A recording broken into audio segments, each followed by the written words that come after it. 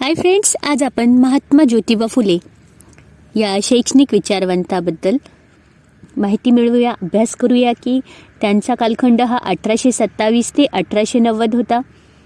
तर त्यांचं जीवनकार्य, महात्मा ज्योतिबा फुले हे आपल्याला सर्वांना ओळखीचेच आहे. त्यांनी कोणते कार्य केलेले आहे, नंतर सावित्रीबाई फुलेंनी काय कार्य केलेले आहे हे देखील आपल्याला माहीत आहे. तर आता महात्मा ज्योतिबा फुले हे गेल्या शतकातील महाराष्ट्रातील समाजसुधारकांच्या पहिल्या पिढीतील एक श्रेष्ठ समाजसुधारक म्हणून, तसेच श्रमजीवी वर्गाच्या सामाजिक व आर्थिक गुलामगिरीची व त्यांच्यावर होणाऱ्या अन्यायांची मीमांसा करून त्यांच्या उद्धारासाठी प्रयत्न करणारा एक विधायक व क्रांतिकारक विचारवंत म्हणून ते सुपरिचित आहेत. आता ज्योतिबांचा जन्म हा माळी समाजात झाला. त्या काळी त्या समाजातील लोकांनी शिक्षण घेण्याची प्रथा नव्हती, त्यामुळे त्यांना शिक्षणाचेही मार्गही उपलब्ध नव्हते. परंतु ज्योतिबांना शिक्षणाची विलक्षण आवड असल्यामुळे त्यांनी प्रतिकूल परिस्थितीतही जिद्दीने शालांत परीक्षाचे जे शिक्षण पूर्ण केले. नंतर विद्यार्जनासाठी अपरिमित कष्ट केले. इंग्रजीतील श्रेष्ठ ग्रंथांचे वाचन व आकलन तसेच लेखन करणे इतपत इंग्रजी भाषेवर प्रभुत्व त्यांनी संपादन केले होते. चातुर्वर्ण्य व्यवस्था, त्यावर आधारित जातीभेद, रूढी, परंपरा यांच्या प्रभावामुळे अनेक शतकांपासून जे अस्पृश्य व दीनदलित जनतेला ज्ञानार्जनाची जी दारे बंद झाली होती, परिणामतः या वर्गातील जनतेची सामाजिक, आर्थिक व अन्य सर्व क्षेत्रांमध्ये काय झालं, अवनती होऊन अत्यंत हालाकीचे जीणे त्यांच्या वाट्याला आले होते. आणि त्यांच्या या दुर्दैवाचे एकमेव कारण म्हणजे विद्येचा किंवा शिक्षणाचा अभाव हे ज्योतिबांनी ओळखले होते. विद्येविना मती गेली, मती विना नीती गेली, नीती विना गती गेली, गती विना वित्त गेले, वित्ताविना शूद्र खचले, इतके अनर्थ एका अविद्येने केले. या त्यांच्या प्रसिद्ध वचनातून दीनदलितांच्या दयनीय अवस्थेची कारणमीमांसा त्यांनी स्पष्ट केलेली आहे. आणि या दयनीय अवस्थेतून या जनतेला बाहेर काढण्याचा एकमेव मार्ग म्हणजे शिक्षण हे ओळखून त्यांनी शिक्षणासंबंधी सखोल विचार करून आपली मते मांडली व दीनदलितांमध्ये शिक्षण प्रसार होण्यासाठी शाळा उघडून प्रत्यक्ष शिक्षणाचेही कार्य केले. केवळ मुलांच्याच नव्हे तर मुलींच्याही शिक्षणाचा पायंडा त्यांनी पाडला व त्यासाठी मुलींच्या शिक्षणासाठी शाळा स्थापन केली. या कार्यात त्यांच्या पत्नी सावित्रीबाई फुले यांचे त्यांना सर्वतोपरी सहकार्य लाभले आणि ज्योतिबांच्या प्रेरणेने त्या स्वतः शिकल्या व त्यांनी मुलींच्या शाळेची जबाबदारी स्वीकारून स्त्री शिक्षणाचे कार्य ज्योतिबांच्या निधनानंतरही चालू ठेवले. आता हिंदू धर्मावरील आक्षेप, आता ज्योतिबांना चातुर्वर्ण्य व्यवस्था, नंतर तसा जातीभेद व त्यामुळे निर्माण झालेले जे उच्च नीच जे भेद होते ते मुळीच मान्य नव्हते. आता उच्चवर्णीयांकडून धर्माच्या नावाखाली अस्पृश्य, दीनदलित, शेतकरी इत्यादी लोकांवर काय होत होतं, होणाऱ्या अन्यायाचं स्वरूप त्यांनी गुलामगिरी, ब्राह्मणांचे कसब, या शेतकऱ्यांचा आसूड या पुस्तकांमधून परखडपणे त्यांनी स्पष्ट केलेले आहे. आणि मूर्तीपूजा, कर्मकांड, अंधश्रद्धा, विषमतेवर आधारलेली समाजरचना बदलून समतेवर आधारलेल्या नवसमाज निर्मितीसाठी क्रांतीचे सुतोवाच त्यांनी केलेले आहे. तर त्यांचे तत्वज्ञान काय होते, तर ज्योतिबांनी आपल्या प्राचीन ग्रंथांचे तसेच पाश्चात्य देशाच्या अर्वाचीन इतिहासाचे सखोल अध्ययन केले आणि आपल्या प्राचीन धर्मग्रंथातील अश्वघोषाच्या नावावर असलेले जे वज्रसूची हे उपनिषद त्यांना फार आवडले. या उपनिषदात अनेक ऋषींचे मूळ ब्राह्मण नव्हते हे नमूद केलेले आहे की कबीरांच्या बीजक या ग्रंथातील विप्रमती या प्रकरणातील विचारांचा त्यांच्यावर बराच परिणाम होऊन जातीभेद खोटा आहे हे त्यांच्या मनावर ठसले की जातीभेद वगैरे काही नसतो, तो खोटा आहे, तो लोकांनी तयार केलेला आहे. म्हणून पाश्चात्य ग्रंथांपैकी टॉमस पेनच्या राईट्स ऑफ मॅन या ग्रंथाची तर त्यांनी पारायणी केली. अमेरिकन राज्यक्रांतीचा इतिहास त्यांना फार प्रेरक ठरला. याच काळात त्यांचा भारतातील प्रोटेस्टंट धर्मोपदेशकांशी व मिशनरी लोकांशी संबंध आला आणि त्यातून ख्रिस्ती धर्म प्रणीत मानवतावाद व आधुनिक उदारमतवाद यांचा त्यांच्या विचारांवर फार प्रभाव पडला. या सर्व विचारधनातून त्यांनी समता, मानवता, बंधुता व स्वातंत्र्य ही मूल्ये आत्मसात करून त्यावर आधारित आपले भारतीय समाज परिवर्तनाचे तत्वज्ञान निश्चित केले. सार्वजनिक सत्यधर्म, ज्योतिबांनी धर्मासंबंधी सखोल विचार करून आपली धर्मविषयक संकल्पना सार्वजनिक सत्यधर्म पुस्तक या निबंधातून सादर केली. ज्योतिबांचा चातुर्वर्ण्य, जातीभेद, अस्पृश्यता, पुरोहितशाही, उच्चनीच भेदाभेद तसेच पुनर्जन्म, परलोक, कर्मकांड इत्यादी कल्पनांवर विश्वास नव्हता. या सर्व गोष्टी उच्चवर्णीय ब्राह्मण पुरोहितांनी बहुजन समाजावर आपले वर्चस्व कायम राहून आपल्या हितसंबंधांचे रक्षण व्हावे यासाठी लादल्या आहेत असे त्यांचे मत होते. असे असले तरी ते निरीश्वरवादी नव्हते. सर्व प्राणीमात्रांचा व सृष्टीचा निर्माता ईश्वर आहे ही त्यांची श्रद्धा होती. यालाच त्यांनी निर्मिक असे संबोधले आहे. आणि हा निर्मिक न्यायी व दयाळू आहे. परंतु मानवाच्या मर्यादित बुद्धीला त्याचे आकलन होणे शक्य नाही. तसेच त्या संबंधीची शुष्क चर्चा निरर्थक आहे असे त्यांचे मत होते. सर्व प्राणी मात्र ईश्वराचीच निर्मिती असल्यामुळे त्यात उच्च नीच भेद व त्यानुसार अधिकार असणे शक्यच नाही. सर्व एकमेकांचे बांधव होत आणि ईश्वराचे पितृत्व व मानवाचे भ्रातृत्व हे त्यांच्या धर्मविचाराचे 2 केंद्रबिंदू होते. आता परस्परांबद्दल प्रेम, परस्परांना सहकार्य हीच परमेश्वराची खरी उपासना व हाच खरा धर्म त्यांनी मानला. आतापर्यंत अनेक धर्मग्रंथ निर्माण झाले आहेत, परंतु त्यातील बरेच विचार कालसापेक्ष आहेत आणि सार्वकालीन म्हणून सर्व काळी त्यांना प्रमाण मानणे उचित नाही. आता समता व बंधुत्व हीच त्यांच्या मते धर्माची सनातन व कालातील तत्वे होत व या तत्वांवर त्यांनी आपल्या सार्वजनिक सत्यधर्माची उभारणी केली. ते म्हणतात की सर्व स्त्री पुरुषांनी या भूगोलावर आपले एक कुटुंब समजून एकमताने एकजुटीने एकमेकांशी सत्य वर्तन करून वागावे. इतकेच काय तर एकाच घरात बौद्ध धर्मी बायको, ख्रिस्त धर्मी नवरा, इस्लाम धर्मी कन्या व सार्वजनिक सत्यधर्मी पुत्र यांना प्रेमाने नांदायला लावील तोच खरा धर्म. या उद्गारांवरून त्यांचा सार्वजनिक सत्यधर्म हा मानवतावादी विश्वधर्म कसा होता हे सहज स्पष्ट होते. असा हा धर्म भारतीय समाजात रूढ व्हावा, समाजरचनेचा आधार बनावा अशी त्यांची अपेक्षा होती व यासाठीच त्यांनी सत्यशोधक समाजाची स्थापना केली. आता शिक्षणाचे महत्त्व त्यांच्या मते काय होते की अस्पृश्य व दीनदलितांच्या अवनतीचे मूळ कारण विद्या किंवा शिक्षणाचा अभाव हे ज्योतिबांचे मत असल्याचे त्यांनी स्पष्ट केलेच आहे. मग त्यासंबंधीचे त्यांचे प्रसिद्ध वचनही दिले आहे. या हलाखीच्या परिस्थितीतून दीनदलितांना वर काढण्याची तसेच त्यांची सर्वांगीण सुधारणा व प्रगती घडून आणण्याचे विद्या, शिक्षण व ज्ञान हे एकमेव साधन होय अशी ज्योतिबांची ठाम धारणा होती. विद्या किंवा शिक्षण ही एक संजीवक शक्ती आहे. तिच्यामुळे दीनदलितांना आपल्यावरील अन्यायाची जाणीव होईल. या अन्यायाबद्दल चीड येऊन त्यांच्या प्रतिकार करण्याची जी प्रवृत्ती व शक्ती त्यांच्या मनात निर्माण होईल. आपल्या अधिकारांबाबत ते जागृत होतील असा ज्योतिबांचा विश्वास होता. आधुनिक परिभाषेत बोलायचे तर शिक्षणातून जाणीव जागृती होईल व त्यातून या लोकांच्या उद्धाराचा मार्ग मोकळा होईल हे ओळखूनच त्यांनी शिक्षण प्रसारावर आपले लक्ष केंद्रित केले आणि अस्पृश्य व दीनदलित यांना शिक्षणापासून वंचित ठेवण्यास तत्कालीन चातुर्वर्ण्याधिष्ठित समाज व्यवस्था व परंपरा आणि रूढी तर कारणीभूत होत्याच, परंतु इंग्रज राज्यकर्त्यांचे धोरणही त्याला जबाबदार होते. इंग्रजी राज्यकर्त्यांनी या देशात आधुनिक शिक्षणाचा श्रीगणेशा केला हे खरे, पण हे शिक्षण मुठभर उच्चवर्गीयांपुरतेच मर्यादित राहील याची त्यांनी दक्षता घेतली. राज्यकारभार व प्रशासन यांना आवश्यक तेवढे शिक्षित कारकून व अधिकारी कसे तयार करता येतील एवढा स्वार्थी विचार त्यांनी केला. या धोरणाला सैद्धांतिक आधार देण्यासाठी मॅकॉले यांनी डाऊनवर्ड फिल्टरेशन थिअरी प्रतिपादित केली. आता उच्चवर्गीयांना शिक्षण दिले म्हणून हळूहळू ते आपोआपच खालच्या वर्गातील लोकांपर्यंत झिरपत जाईल असे त्यांचे म्हणणे होते. हे शिक्षण बहुजन समाजापर्यंत पोचू नये अशीच त्यांची व्यूहरचना होती हे उघडच आहे. कारण बहुजन समाज जर शिक्षित झाला तर तो जागा होईल, आपल्या पारतंत्र्याविरुद्ध लढा देण्यास उभा राहील. असे झाल्यास आपल्या राज्यसत्तेला धोका निर्माण होईल हे ओळखण्याइतपर्यंत राज्यकर्ते धूर्त होते. त्यांच्या या धोरणाला विरोध करून बहुजन समाजात शिक्षणाचा प्रसार करण्यासाठी ज्योतिबा दंड थोपटून उभे राहिले. सर्वांसाठी शिक्षण. आता ईश्वरानेच निर्मिकानेच सर्व मानव निर्माण केल्यामुळे तो सर्वांना सारखेच अधिकार देईल, त्यांच्यात भेदाभेद करणार नाही. या सिद्धांतानुसार शिक्षण घेण्याचा अधिकार समाजातील प्रत्येक व्यक्तीला आहे आणि कोणत्याही जातीत मनुष्य जन्माला येऊ तो शिक्षणापासून वंचित राहता कामा नये असे ज्योतिबांचे आग्रहपणे त्यांनी प्रतिपादन केले. ते म्हणतात, निर्मिके निर्मिले मानव पवित्र, कमी जास्त सूत्र बुद्धीमध्ये, पिढी जादा बुद्धीलाही सर्वांमध्ये, शोध करा आधी पुरतेपणी. बुद्धी किंवा शिक्षण घेण्याची पात्रता जन्मजात नसते हेच त्यांना सुचवायचे होते. म्हणून तत्कालीन संकेत व परंपरा तोडून त्यांनी सगळ्यांना शिक्षण घेण्याचा संदेश दिला. एवढेच नव्हे तर त्यासाठी प्रत्यक्ष शाळा सुरू करून लोकांपुढे क्रियाशील आदर्श उभा केला.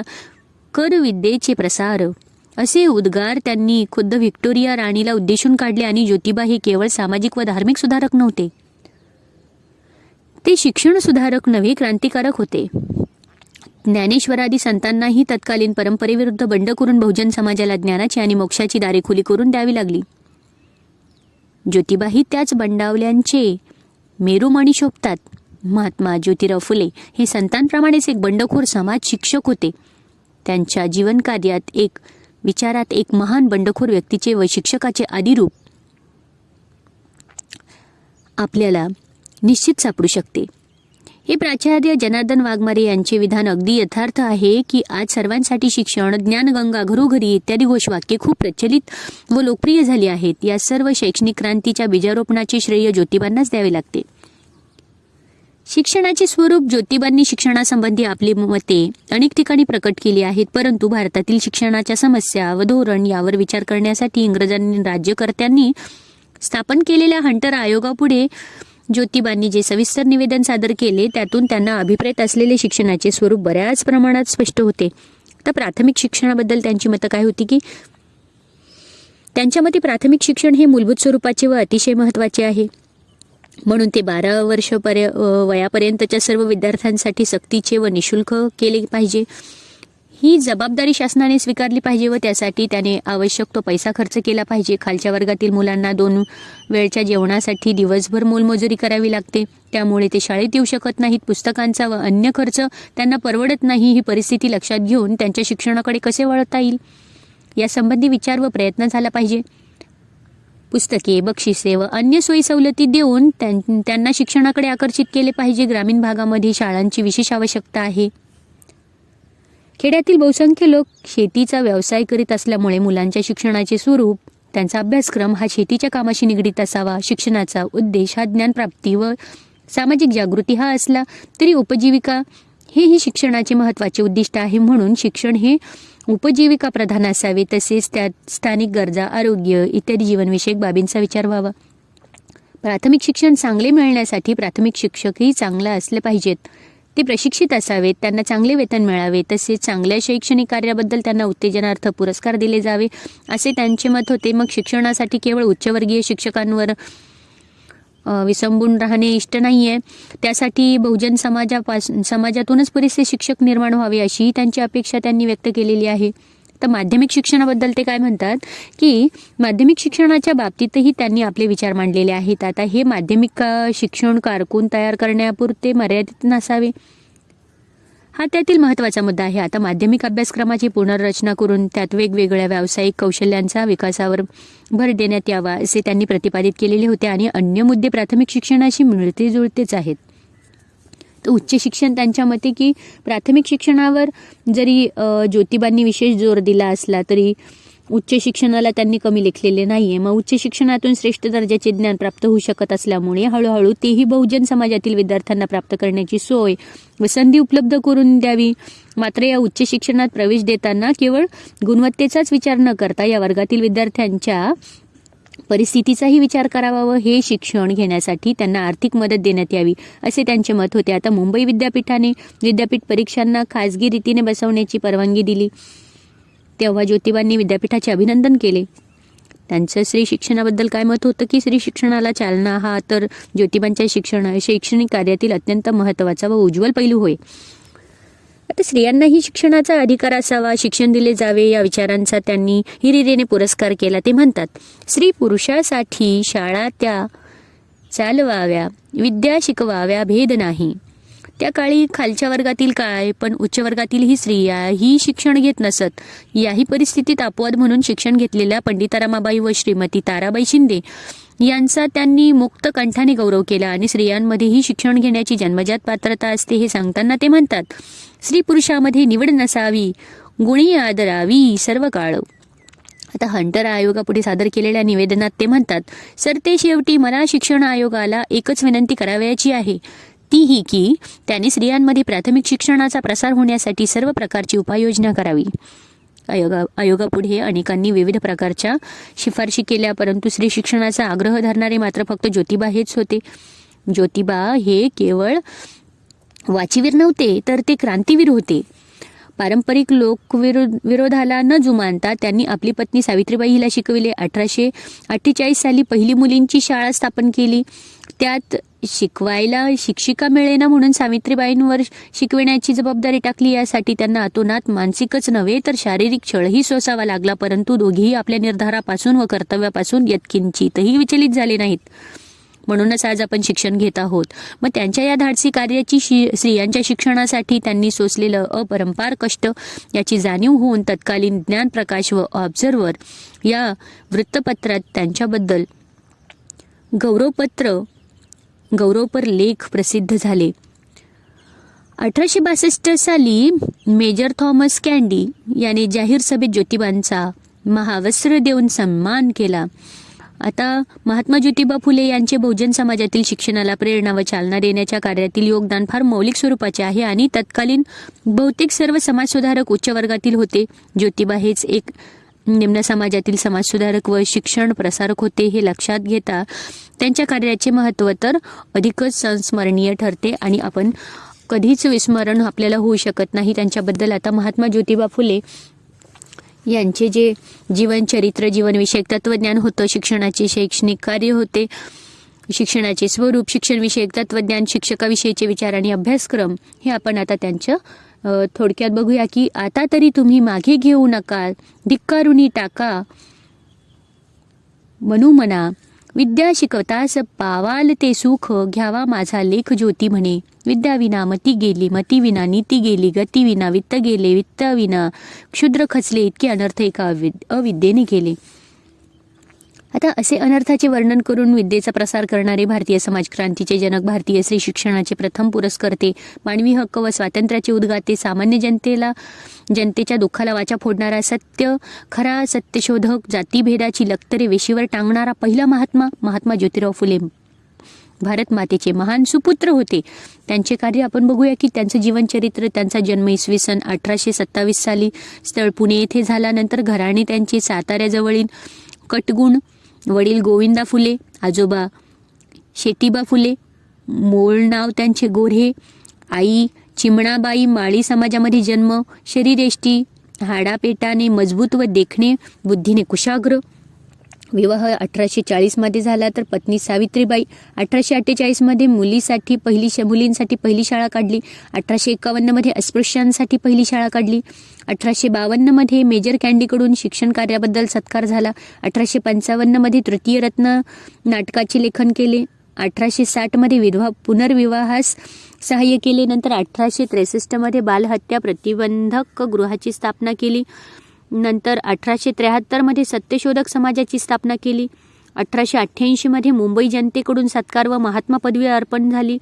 नंतर 1889 मध्ये पक्षाघाताने आजारी असून सार्वजनिक सत्यधर्माचे डाव्या हाताने लेखन केले. मग 28 नोव्हेंबर 1890 मध्ये त्यांचा मृत्यू झाला. आता त्यांची जीवनविषयक तत्वज्ञान काय होतं की सदाचार, विवेक, सहिष्णुता आणि न्यायप्रियता ही ज्योतिबांच्या जीवनाची चतुसूत्री होती आणि मानवतेची पूजा करणे हा त्यांचा एकमेव ध्यास होता. आत्मज्ञान व आत्मपरीक्षण हे त्यांचे प्रमुख आधार होते. नंतर मानवता धर्माला त्यांनी सत्यधर्म मानले होते. नम्रता, सत्य, उद्योगी ही त्यांची जीवनमूल्ये होती. नंतर अविवेकी वर्तनामुळे मानवामध्ये पशुत्व निर्माण होते असे ते मानत. अज्ञानी, निरक्षर मनुष्यही पशु होय असे ते मानत.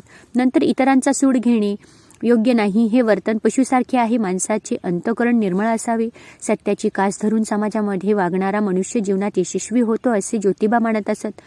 जीवनात ताठमानेने जगण्यासाठी व्यक्तीजवळ निर्भीडता असायला हवी. धीटपणे आपले म्हणणे मांडणे आवश्यक. सत्य बोलणारा माणूस कधीही भीत नाही असे त्यांचे जीवनविषयक तत्वज्ञान होते.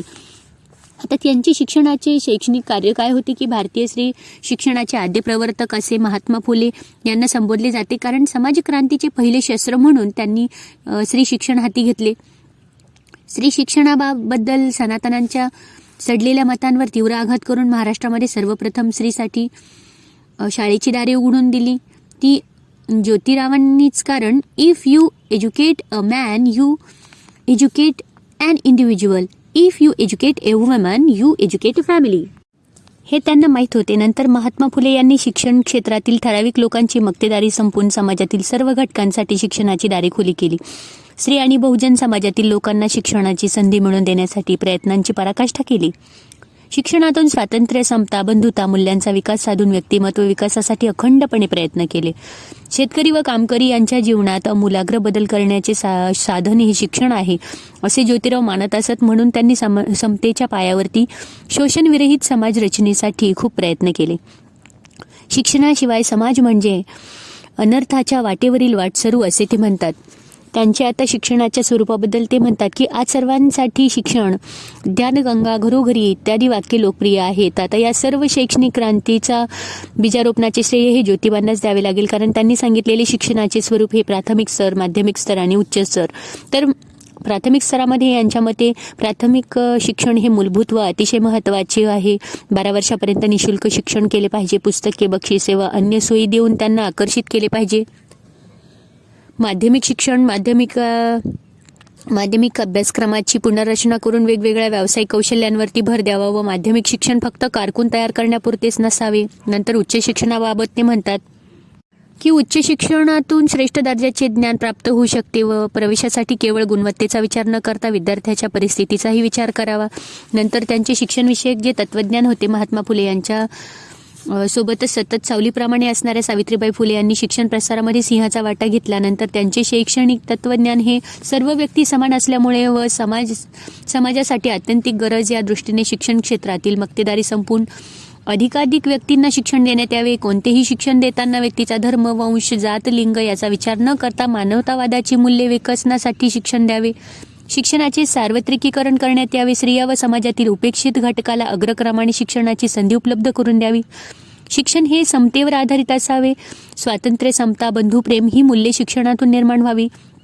ज्ञान संवर्धनाबरोबरच राष्ट्रीय वृत्तीची जोपासना, प्रखर राष्ट्रप्रेम, आत्माभिमान, विश्वबंधुत्व व मानवतावादाबद्दल सहृदयता या मूल्यनिर्मितीला शिक्षणात महत्त्व द्यावे. त्यानंतर शिक्षकाविषयीचे त्यांचे विचार, महात्मा फुले यांना अभिप्रेत असलेले शिक्षकाचे जे परिवर्तन आहे ते प्राथमिक शाळेतील शिक्षक प्रशिक्षित असावा. शेतकऱ्यांच्या गरजा, आशा, आकांक्षा यांच्याशी समरस होणारे कनिष्ठ समाजातील शिक्षक असावेत. शिक्षकाला पुरेसे वेतन दिले जावे. बहुजन समाजाच्या हितासाठी शिक्षक बहुजन समाजातील व शेतकरी वर्गातील असावा. नंतर अभ्यासक्रम त्यांच्या मते प्राथमिक शिक्षणात शेतकी व आरोग्य यांच्या प्राथमिक ज्ञानाचा समावेश असावा. ग्रामीण व शहरी भागातील अभ्यासक्रम यात वेगळेपणा असावा. व्यावहारिक व उपयोगी शिक्षणावर भर असावा. शिक्षणात मोडी, बालबोध, लेखन, वाचन, हिशोबाची माहिती, सर्वसाधारण इतिहास, भूगोल, व्याकरण, नीती, नंतर आरोग्य याचे सोपे पाठ असावेत. कारकून तयार करण्याचे शिक्षण देण्यापेक्षा जीवनोपयोगी शिक्षण व व्यवहार उपयोगी शिक्षण द्यावे असे त्यांचे मत होते. महात्मा ज्योतिबा फुले यांचे शैक्षणिक तत्त्वज्ञान म्हणजे अध्यात्मवाद, कार्यवाद, वास्तववाद यांचा सुरेख संगम आहे आणि सामाजिक ऐक्याच्या दृष्टीने त्यांच्या विचारांमध्ये आवश्यकतावादातील एकेश्वरवाद दिसून येतो. अभ्यासक्रमाची पुनर्रचना करून व्यावसायिक शिक्षणावर भर देण्यास त्यांनी सांगितले व यावरून पुनर्रचनावादाचाही प्रभाव त्यांच्या विचारांवर दिसून येतो. नंतर मानवता, धर्म व सत्य ही जीवनमूल्ये सांगणारा शाश्वततावादालाही त्याचा प्रभाव त्यांच्या जीवनावरती आपल्याला दिसून येतो. नंतर लोकशाही मूल्यांचा स्वीकार करणारा पुनर्रचनावाद सांगतो व फुले देखील या मूल्यांना महत्त्व देतात आणि त्यांची सत्यशोधक वृत्ती प्रयोगवादाचा प्रभाव दाखवते. त्यांचा शिक्षणविषयक दृष्टिकोन कार्यवादी होता. नंतर महात्मा ज्योतिबा फुले यांच्या शैक्षणिक तत्त्वज्ञानाचा विचार केल्यास त्यांचे तत्त्वज्ञान हे भारतीय अध्यात्मवाद, कार्यवाद व वास्तववाद यांचा अनोखा संगम आहे. त्यांच्या शिक्षणविषयक दृष्टिकोन कार्यवादी होता, कारण शिक्षण हे जीवनोपयोगी असावं या कार्यवादी विचारसरणीचा प्रभाव त्यांच्यावर दिसून येतो. त्यांचे संपूर्ण जीवन व अनुभव यातून सामाजिक वास्तववाद प्रतीत होतो. नंतर एकूण महात्मा फुले यांच्या विचारांवर पुनर्रचनावाद, प्रयोगवाद यांचा प्रामुख्याने तर शाश्वततावाद, वास्तववाद व आवश्यकतावादाचा थोड्याफार प्रमाणावरती प्रभाव पडलेला आपल्याला दिसून येतो. नंतर महात्मा ज्योतिराव फुले यांचे महिलाविषयक जे सुधारणा व कार्य आहे ते बघूया की स्त्री शिक्षित झाली तर ते घर हे शाळा बनते, कारण आई ही मुलांची गुरु बनते. त्यावेळचे ब्राह्मणसुद्धा स्त्री शिक्षणाच्या विरुद्ध होते, त्यामुळे मुलीकरता शिक्षणाची कवाडे उघडावीत असे ज्योतिरावांना वाटे. नंतर अहमदनगरला ते गेले असता नंतर फ्यारारबाईंनी स्त्री शिक्षणाचे दुर्लक्ष होत आहे व प्रत्येकाने आपल्या पत्नीस शिक्षण देऊन व पत्नीला आपल्या पतीला शिक्षण प्रसारामध्ये मदत करावी असे विचार मांडले होते. नंतर सावित्रीबाईंना शिकून त्यांनी बुधवार पेठेमध्ये भिडेवाड्यामध्ये 1848मध्ये शाळा सुरू केली होती. त्या काळात समजल्या जाणाऱ्या अस्पृश्यांच्या मुलांनाही प्रवेश मिळवून दिला. नंतर स्वतंत्रपणे शाळा काढणारे महात्मा ज्योतिराव फुले हे पहिले भारतीय होते. नंतर 3 जुलै 1851 साली अण्णासाहेब चिपळूणकरांच्या वाड्यामध्ये ज्योतिरावांनी मुलींसाठी शाळा काढली. नंतर कार्यकारी मंडळाची आर्थिक स्थिती बरी नसल्याने सावित्रीबाई फुले मुख्याध्यापिका म्हणून विनावेतन अध्यापन कार्य करत होत्या. नंतर घरातील सुख व गृहसंस्थेची उपयुक्तता स्त्रियांच्या शिक्षणाने वृद्धिंगत होईल असे मत त्यांचे होते. त्या काळामध्ये भारतातील स्त्री शिक्षणाचा पुरस्कार करणारी एक मोठी व्यक्ती म्हणून ज्योतिरावांचा लौकिक झाला होता. स्त्री शिक्षण व गरिबांचे कैवारी म्हणून ज्योतिरावांचे नाव गाजू लागले होते. नंतर स्त्री शिक्षणाची ज्योतिरावांनी केलेल्या चळवळीचा प्रसार संपूर्ण भारतात पसरला गेला होता. नंतर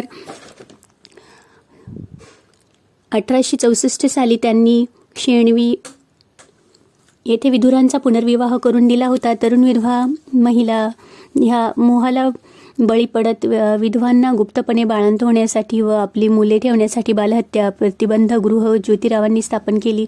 नंतर विधवांना भ्रूणहत्या व दुष्कीर्ती यापासून वाचवण्यासाठी ही संस्था होती. नंतर पुरुषाने पहिल्या पत्नीपासून मूल नाही म्हणून दुसरा विवाह करावा ही अत्यंत निष्ठुर चाल वाटत होती. नंतर विधवांनी टाकलेल्या बालकांचे वात्सल्याने संगोपन करीत असत. काशीबाई नावाच्या विधवेचा मुलगा यशवंत याला त्यांनी दत्तक घेतले होते आणि स्त्रीविषयक त्यांचे खास विचार असे होते की स्त्री पुरुष या उभयतांमध्ये स्त्री श्रेष्ठ आहे. आपल्या जन्मदात्या मातेचे उपकार आपण कधीही फेडू शकत नाही. स्त्री घरात असल्याशिवाय घराला शोभा येत नाही. पुरुषाने तिला तिचे हक्क समजून येत म्हणून विद्या शिकवण्यास प्रतिबद्ध केलेला आहे. मग आता बहुपत्नीत्वाची चाल वाईट आहे. नंतर विदुर लावण्यवती अज्ञानी मुलीशी लग्न करून त्या अबलेच्या जीवनामध्ये तारुण्यात माती कालवतात. परंतु ज्या विधवा झालेल्या तरुण स्त्रिया आहेत त्यांना लग्न करू देत नाही. सर्व स्त्री पुरुषास धर्म व राजकीय स्वतंत्रता आहे. पुरुषाने आपली पत्नी व स्त्रीने आपला पती अखेरीस इतर स्त्री पुरुष बंधू भगिनी आहेत. सर्व स्त्री पुरुषास सर्व मानवी हक्कांविषयी जीवापाड मेहनत घेतली. नंतर ज्योतिरावांनी सतत 40 वर्षे मागासलेले वर्ग आणि स्त्रिया यांच्या हक्काविषयी जीवापाड मेहनत घेतलेली आहे. 14 एप्रिल 1890 साली मुंबईला न्हावी समाजाची सभा भरवली व केशवपनाचे कार्य अमानुष कृत्य आहे हे त्यांना सांगितले आणि न्हावी समाजाने विधवांचे केस काढण्यास केशवपन करण्यास साफ नकार दिला. मग स्त्रियांना हे क्रांतिकारक कार्य एकदम पसंत पडले आणि सभा घेऊन हा पवित्र निर्णय घेणाऱ्या न्हाव्यांची त्यांनी पाठ थोपटली. अशा प्रकारचे जे महात्मा ज्योतिराव फुलेंनी भरपूर महत्त्वाची कार्य केलेली आहे, जी शिक्षण क्षेत्रामध्ये आहे, सामाजिक सुधारणेमध्ये आहे, स्त्रियांसाठी आहे, ही सगळी कार्य आपल्याला बघावयास मिळतात.